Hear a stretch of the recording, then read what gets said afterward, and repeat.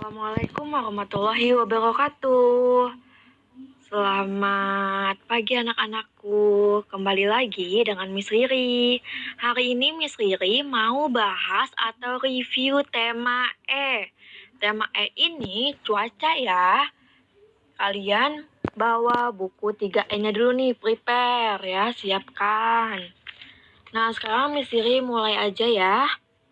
Semoga kalian paham. Jika kalian belum paham, kalian bisa tanya Miss Riri. Kita buka langsung halaman 3. Di halaman 3 ini ada pengertian tentang cuaca. Ada teks ya. Cuaca adalah keadaan udara di suatu tempat. Nah, keadaan cuaca ini dapat berubah-ubah setiap waktu. Misalnya, pagi hari cuacanya cerah, pada sore hari bisa mendung. Jadi, cuaca ini ada 4 macam. Ingat, nah, ada cerah, berawan, mendung, dan hujan. Kalau dingin, apakah termasuk cuaca? Bukan ya. Cuaca hanya ada 4 macam, yaitu cerah, berawan, mendung, dan hujan. Kalian harus ingat. Nah, sekarang kita masuk ke teks 10. Halaman 10 maksud Miss Riri tentang awan. Pertama ada awan sirus. Awan sirus ini bentuknya seperti serabut kapas. Awan sirus berada paling jauh dari permukaan bumi. Awan ini tidak menyebabkan hujan. Selanjutnya ada awan stratus. Awan stratus ini dekat dengan permukaan bumi dan ia berlapis-lapis. Stratus, berapa lapis? Stratusan. Jadi ingat ya, awan stratus ini berlapis-lapis dan berwarna kelabu, sehingga menyebabkan atau memberikan tanda bahwa akan turun hujan gerimis. Biasanya kalau awannya berwarna kelabu akan menandakan akan adanya hujan. Selanjutnya ada awan cumulus. Awan cumulus ini bentuknya gumpalan seperti bunga kol. Awan ini menunjukkan cuaca cerah. Kalau cuacanya yang angin kencang, kilat, guntur, ditandai seperti itu namanya awan cumulonimbus. Ingat ya, awan cumulonimbus ini gelap. Dan sama seperti awan cumulus, cuma beda warnanya aja. Selanjutnya, kita akan belajar tentang pecahan. Kalian buka page 23 ya. Nah, pecahan ini, kalian lihat gambar paling bawah ada pizza. Ada satu pizza dipotong menjadi 4 bagian.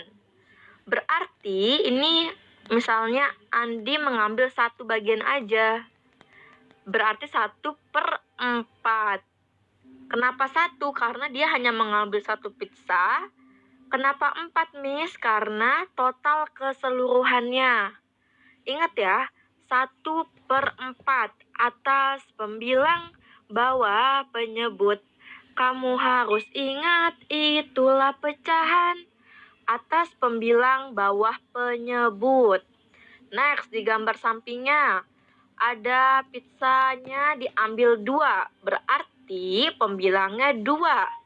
2 hitung keseluruhannya ada berapa? 1, 2, 3, 4, 5, 6, 7, 8. 2/8. Jadi seperti itu ya yang dimaksud dengan pecahan. Selanjutnya, kalian juga harus ingat tentang penjumlahan dan pengurangan pecahan. Misalnya, 2/3 ditambah 1/3. Hasilnya berapa? Apakah kalian masih ingat? 2 tambah 1 sama dengan 3. Bawahnya dijumlahin nggak? Enggak ya, kalau pecahan jangan dijumlahkan, jadi 3/3. Contohnya lagi, 3/6 ditambah 5/6. 3 tambah 5, 8. Bawahnya langsung tulis 6, tidak usah dijumlahkan. Kalau pecahan, kalau penyebutnya sama atau bawahnya sama itu, atasnya langsung dijumlahkan aja. Begitupun dengan pengurangan. Pokoknya kalau kalian misalnya masih bingung atau masih keliru, tinggal chat Misteri ya, nanti kita adakan Google Meet. Selanjutnya, misalnya pengurangan. Pengurangan 7/10 dikurang 2/10. Nah, penyebutnya sama-sama 10. Langsung kita kurangkan. 7 dikurang 2. 7 dikurang 2 sama dengan 5. Jadi 5/10. Jadi seperti itu ya, bagaimana cara mengerjakan pecahan. Selanjutnya, Misteri mau ngejelasin tentang gambar dekoratif. Gambar dekoratif ini terbagi menjadi 3, yaitu unsur garis, warna, dan bidang. Garis ini ada bermacam-macam. Kalian sudah pernah mempraktekkan misalnya garis horizontal dibuat gambar seperti apa, vertikal seperti apa, itu melatih kreativitas kalian. Selanjutnya ada bidang. Bidang atau bentuk sama aja ya, garis, warna, bidang, atau bentuk. Bentuknya boleh persegi, boleh segitiga, boleh lingkaran, boleh jajar genjang. Ya, seperti itu. Selanjutnya juga ada warna. Warna ini terbagi menjadi 3. Ada warna primer, sekunder, dan tersier. Primer ini warna pokok, yaitu merah, kuning, dan biru ya. Nah, contohnya merah campur kuning itu menjadi orange. Itu disebut dengan warna sekunder. Terus, kuning tambah biru menjadi hijau. Hijau ini merupakan warna sekunder percampuran dari warna kuning dengan warna biru. Selanjutnya, merah tambah biru menjadi ungu. Nah, kalau warna tersier itu apa sih, Miss? Tadi hasil sekunder itu kan orange, hijau, dan ungu. Orange tambah putih, warnanya menjadi orange muda kan? Itu disebut dengan tersier. Bisa juga orange ditambah hitam menjadi orange tua. Itu disebut dengan warna tersier. Jadi ada 3 macam warna. Warna primer, sekunder, dan tersier. Kalian bisa melihat lebih lanjut itu halaman 63 dan 64 ya. Selanjutnya, bagaimana cara menyikapi perbedaan? Indonesia terdiri dari beberapa banyak suku, ya kan? Otomatis dari fisik aja kita sudah berbeda-beda, dari warna kulit, dari warna rambut juga, tipe rambutnya seperti apa, itu berbeda-beda. Nah, bagaimana kalian menyikapinya? Kalian harus menghormatinya dan menghargainya. Dan kita sebagai makhluk individu harus bersyukur dengan apa yang sudah kita punya. Indonesia ini selalu menerapkan asas persatuan Indonesia yang sudah ada di Pancasila sila ketiga. Bahkan di burung garudanya aja tuh di paling bawah ada tulisan Bhinneka Tunggal Ika. Meskipun berbeda-beda tetapi tetap satu jua, tetap satu bangsa, yaitu bangsa Indonesia. Indonesia ini terkenal sekali dengan adanya gotong royong bersama-sama. Jadi nih, kalian kalau misalnya kerja kelompok ya bersama-sama. Tapi kalau lagi ulangan, tidak boleh bersama-sama, kerjakannya sendiri-sendiri gitu ya. Sekarang dibuka halaman 26, manfaat sikap bersatu, menjaga kerukunan dalam bermasyarakat, masalah yang dihadapi akan cepat terselesaikan. Karena bangsa Indonesia sangat suka menerapkan dengan adanya musyawarah ya. Hasil musyawarah disebut dengan mufakat. Kalau tidak ada mufakat atau belum bisa ditemukan mufakat, maka kita menggunakan voting atau pemilihan suara terbanyak. Nah, seperti itu. Di masyarakat Indonesia ini suka gotong royong, misalnya membersihkan halaman rumah, membersihkan kali. Biasanya lingkungan masyarakat kita ini sering banget gotong royong membersihkan lingkungan sekitar agar saat misalnya hujan terus-menerus, tidak akan terjadinya banjir. Begitu juga di masyarakat pedesaan, biasanya mereka masih gotong royong dalam mendirikan rumah. Tradisi membangun rumah ini disebut dengan sayan. Orang yang ikut bergotong royong ini disebut dengan sayan. Tapi kalau tradisinya itu disebut dengan saya atau soyo. Ya, orang yang ikut bergotong royong disebut dengan sayan, sedangkan tradisinya disebut dengan saya atau soyo. Itu adalah contoh perilaku bangsa Indonesia yang meskipun berbeda-beda tetapi mereka tetap gotong royong. Karena dengan adanya kerukunan akan membuat kehidupan menjadi indah dan berwarna, ya. Seperti itu. Selanjutnya, Miss Siri tadi agak miss sedikit tentang cuaca. Cuaca ini mempengaruhi aktivitas seseorang.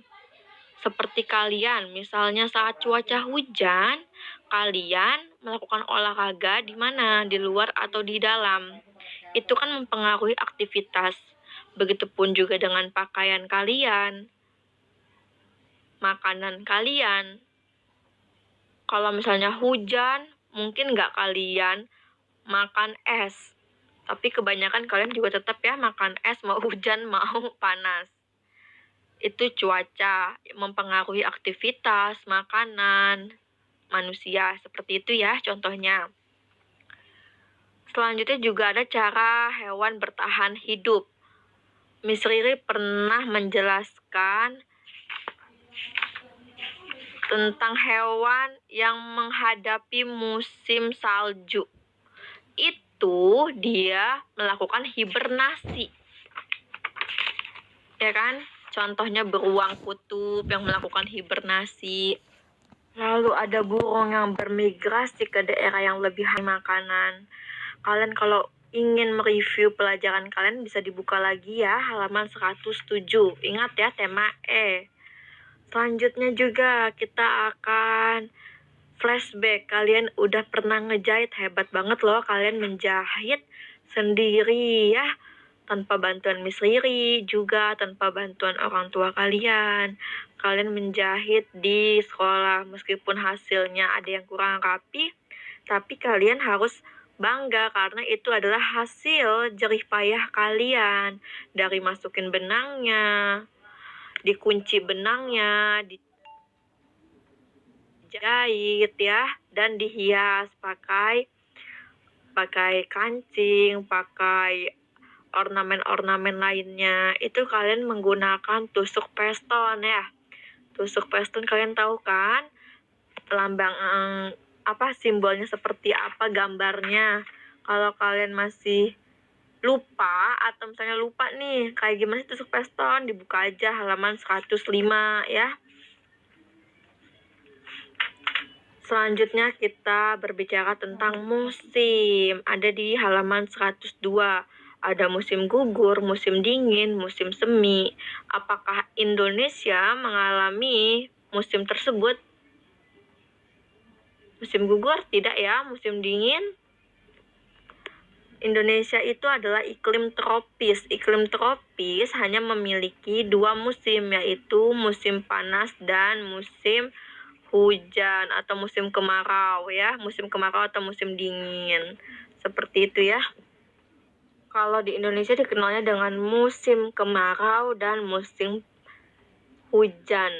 Itu iklim tropis hanya memiliki 2 musim. Ya, sekian ya dari Miss Riri.